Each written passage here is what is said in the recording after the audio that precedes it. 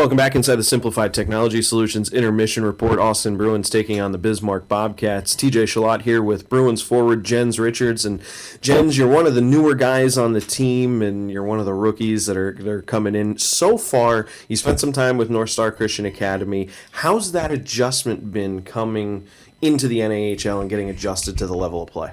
Yeah, for sure. Going from playing at Northstar, it helped me develop a lot as a player, and just the speed here in the North American League is a lot faster, and you got to make quicker decisions and stuff like that. So just kind of adjusting to the speed and just the decision making has probably been the biggest key to coming to this level.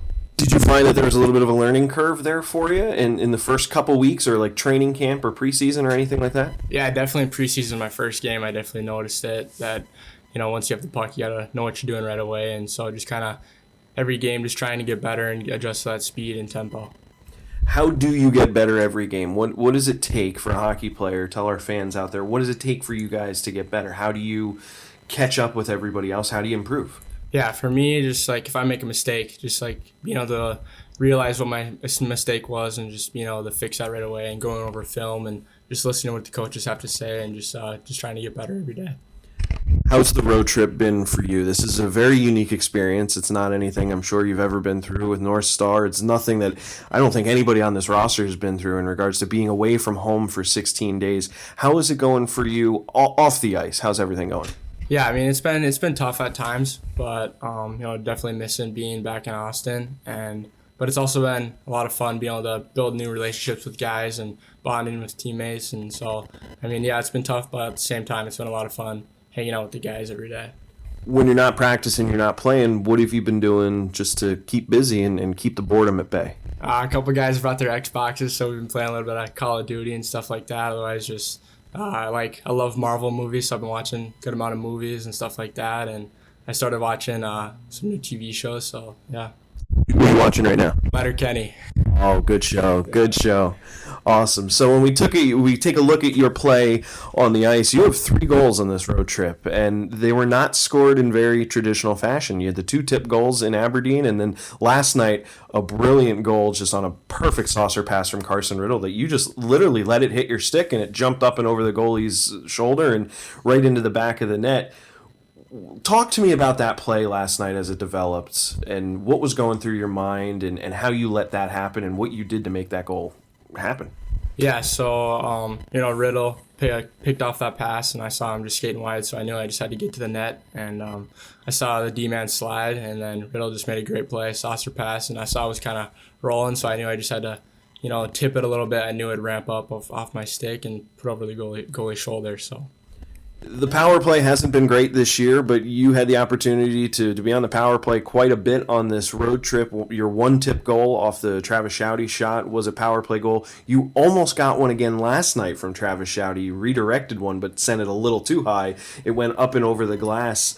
Is that just a part of your game that is just really good? You're just very good with the hand-eye coordination? Have you always been able to just flag a puck down and redirect it past the goalie, or is that just something you're just hot right now?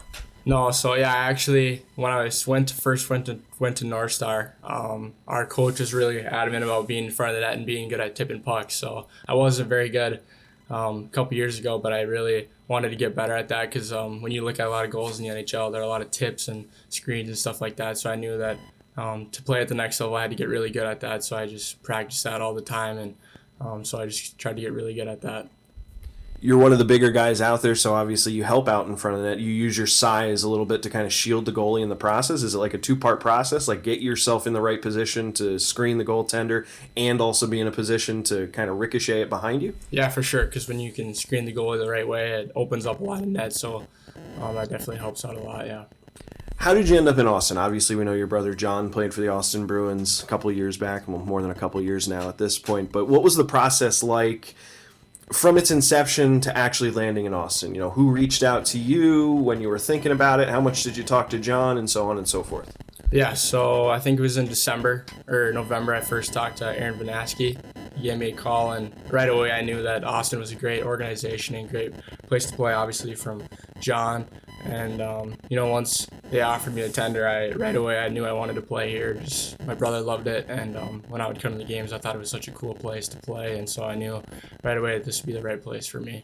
Had you come down to Austin to see him play when he was so you knew Riverside Arena, you knew pretty much everything other than maybe the inside of the locker room. Yeah, exactly. Yeah, I came to a couple games, and so I definitely knew what it was like and stuff. So How much do you talk to him when it comes to, if you get into a slump, or even if you're having a hot streak or something like that? How much do you rely on your older brother to kind of offer you that advice and kind of guide you in the right direction? yeah, every day I basically talk to him after every game. What he thought about the game. Good plays, bad plays, anything that because he's obviously an older player. He's got more experience than me, so just being able to learn stuff from him and has been a lot of help for me. So. Are there any guys on the roster that are kind of also doing that for you, kind of taking you under their wing, and maybe one of the veterans that are saying, hey, try this, try that, or maybe we should have done this a little bit differently? Yeah, all the veterans for sure. If they see something, they'll come over and say something. But, I feel Colin Rush and Carson Riddle and guys like that have been a lot of help for me to just develop as a player and just help me to reach my full potential. What do you think your full potential is? When your junior career is over and you look back, at what point can you say, you know what, I had a successful junior career because this happened, that happened, the other thing happened? What are your goals, I guess, is what I'm really asking. Yeah, I guess playing Division I hockey is probably my number one goal right now. And, playing after that, if I'm able to, it'd be awesome too. But I think playing Division hockey would be a really great goal to be achieved for me. You got some time before, you work into the junior level before you get that commitment, but you'll certainly get there. I want to talk to you a little bit about the town of Austin now. I mean, it's a great little town. You and I both know this. What are some of the things that we can find you doing around town? What are your favorite spots to enjoy, to go visit? Granted, with COVID and all this, it's a little bit different this year, but have you found those little areas and restaurants or places to go and things to do? What do you do in your downtime back home in Austin? Yeah, I think some of my favorite places to eat are Piggy Blues. Kenny's is really good also. But otherwise, I just like to hang out with the guys a lot. We like to play spike ball sometimes, and so just stuff like that. Are you a big foodie? Yeah, I love food. Bring up Piggy Blues and Kenny's. It's kind of obvious that you're a little bit of a foodie.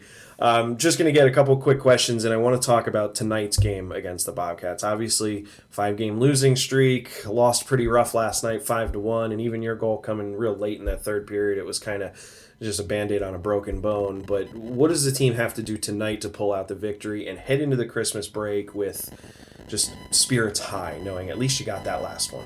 Yeah, I think it's important for us to start out strong. We got to come out fast and just get pucks in the net right away and make sure that we take control of the momentum in the game right away.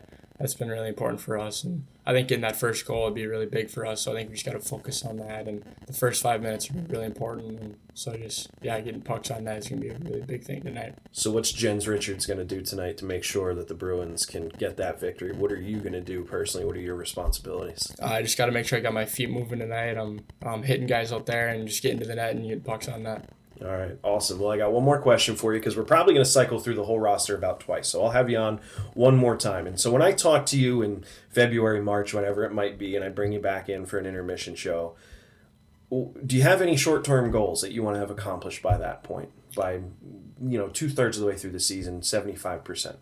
I just want to be able to help the team in whatever ways I can, whether that's scoring goals, just blocking shots, anything I need to do to help the team win, because that's what's most important. So next time I have you on, I'm going to pull up all the stats of every category that we have, and I'm going to see where Jens Richards sits at the top, and then I can come back to you and I can say, hey, you want to help the team out in any way you can? Here's exactly how you've been doing it. So exactly. It's always good content when we can sit back down again in the future. Well, Jens, thanks for taking the time here this morning, and we look forward to seeing you out on the ice tonight and all season long. Sounds good. Thank you very much for having me.